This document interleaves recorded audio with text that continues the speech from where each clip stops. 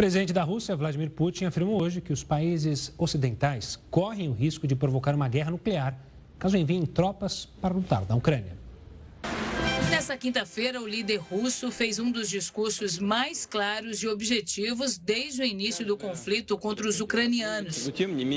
Putin foi categórico ao afirmar que uma possível entrada de países do Ocidente para ajudar a Ucrânia na guerra seria imprudente e causaria efeitos globais, inclusive nucleares.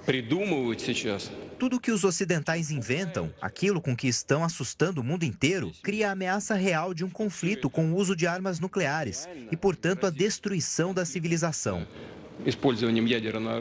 Putin já havia falado dos perigos de um confronto direto entre a OTAN e a Rússia, mas o alerta nuclear de agora foi um dos mais explícitos. Houve conversa sobre a possibilidade de enviar contingentes militares da OTAN para a Ucrânia. Lembramos o destino daqueles que, em outras vezes, enviaram os contingentes ao território do nosso país. Hoje em dia, as consequências para possíveis intervencionistas serão muito mais trágicas. Vários líderes europeus de países que fazem parte da OTAN expressaram preocupação com as falas de Putin. Quem falou sobre o assunto foi o chanceler da Alemanha, que afirmou o desejo da aliança militar em não entrar diretamente no conflito. Em comunicado, ele também foi direto e disse que a OTAN não vai se envolver militarmente na região. A OTAN não fará parte deste conflito. Esse continua sendo o caso. Não queremos que a guerra da Rússia contra a Ucrânia se torne uma guerra entre a Rússia e a OTAN. Concordamos nisso com todos os nossos aliados. Isso também significa nenhum envolvimento alemão na região. Vladimir Putin ainda disse que Moscou está aberta a discussões sobre a estabilidade estratégica nuclear com os Estados Unidos, mas sugeriu que Washington não tem um interesse genuíno nessas negociações. Quem vai falar com a gente a respeito do discurso de Vladimir Putin é Paulo Velasco, que é professor de Política Internacional da UERJ, a Universidade do Estado do Rio de Janeiro. Professor, seja muito bem-vindo, muito boa noite e obrigado por ter aceitado o nosso convite. Muito boa noite, Renata, Gustavo, um prazer sempre conversar com vocês. Professor, esse discurso de Vladimir Putin, de aproximadamente 2 horas, veio logo depois do presidente da França ter sinalizado, ter levantado a possibilidade dos países do Ocidente enviarem tropas à Ucrânia como um sinal de apoio nesse momento. Esse discurso de Putin de hoje, ele foi a ameaça mais clara até agora e o quanto essa ameaça é preocupante?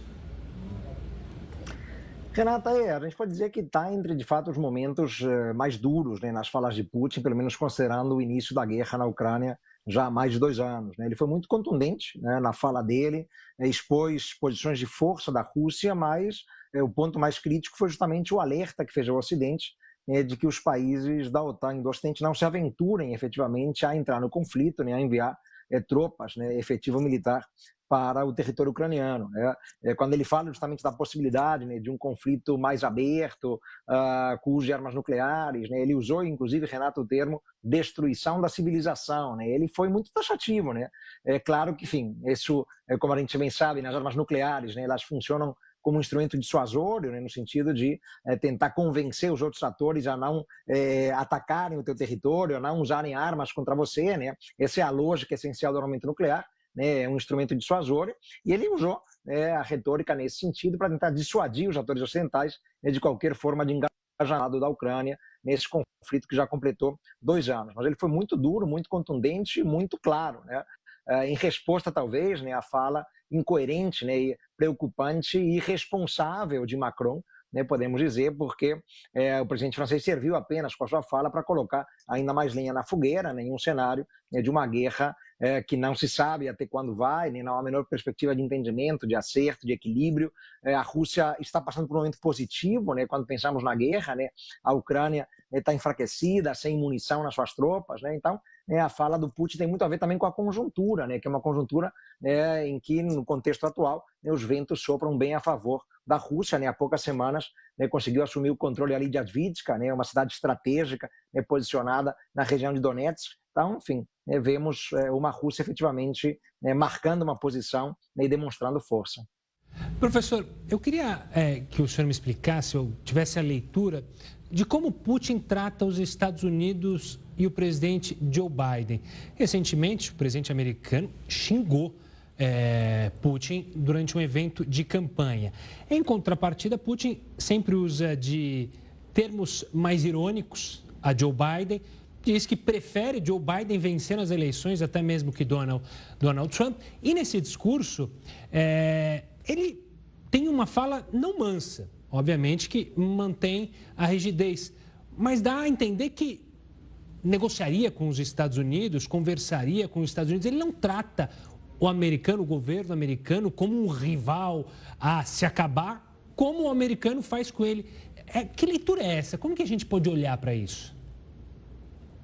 Gustavo, a gente pode dizer que a política externa russa, isso não é de hoje, né? A gente já tem o Putin no poder há mais de 20 anos, né? Assumiu o governo russo ainda no final de 99, né? Então é muito tempo do Putin, já dá para ter uma noção bastante clara, né, de como é a política externa, né, que ele pensa para o seu país, né? Na relação com os Estados Unidos, né, a tônica fundamental é o que a gente costuma chamar de divergência limitada, né? Ou seja, a Rússia se permite divergir, né, discordar dos Estados Unidos, né, confrontar os Estados Unidos em várias frentes, mas de maneira limitada, né, de maneira mais branda, né, sem, né, de fato, criar, né, uma crise, né, intransponível, né, sem efetivamente poder levar, né, a um cenário de conflagração, né, ou de confrontação. Não interessa à Rússia, evidentemente, uma guerra com os Estados Unidos, né, ou uma guerra com a OTAN. Né? Quando ele fala, né, e falou há algumas semanas, né, que preferia o Biden ao Trump, né, ele disse que é porque o Biden é um político mais da velha escola, né, da velha guarda, é mais previsível, né, no que de alguma maneira ele tem razão, né. Claro que havia ali um quê de ironia, mas ele tem razão, né, de fato. Né, o Trump é uma cabeça muito mais difícil de decifrar, né, do que a do Joe Biden. Né. O Biden é uma figura também bastante enfraquecida, né, fisicamente ele é enfraquecido. Então, para o Putin, claro, é mais interessante lidar, né, com um personagem que tem, né, muita resistência, inclusive dentro do seu território, né, as gafes, né, as lacunas, né, recorrentes do Biden. Né. Mas a postura de Moscou é muito essa, no sentido de, claro, marcar uma posição, né, não pode demonstrar maiores vulnerabilidades, mas também não quer, né, criar uma crise absolutamente intransponível. Né. Por isso o aceno, né, estamos dispostos a dialogar com o Ocidente, com os Estados Unidos, né, mas eles é que não querem. Então, de certa maneira, ele culpa o Ocidente, culpa os Estados Unidos pelo que está acontecendo. Né.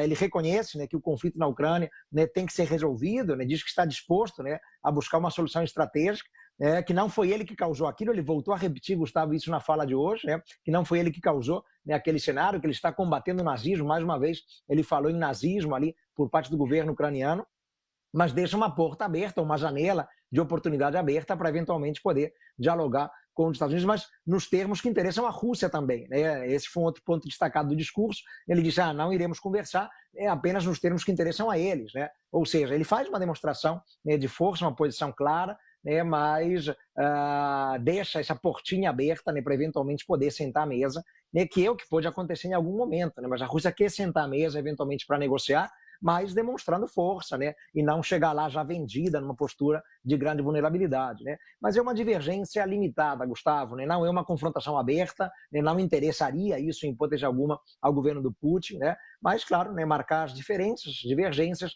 mas sem também, né, uma crise que seja, enfim, intransponível, né, da qual não se possa sair. Professor, um outro ponto interessante quando a gente analisa os últimos discursos de Vladimir Putin é que ele não fala e não mira apenas na Ucrânia, né? Em vários momentos ele tem sinalizado aí para outras repúblicas, outras ex-repúblicas soviéticas, inclusive países que são membros, são integrantes da OTAN, Letônia, Estônia e Lituânia. O que ele sinaliza quando ele faz um discurso como esse e o que se pode esperar da Rússia nesse sentido? Renata, o Putin ele tem na sua política externa uma visão geopolítica muito clara. Né?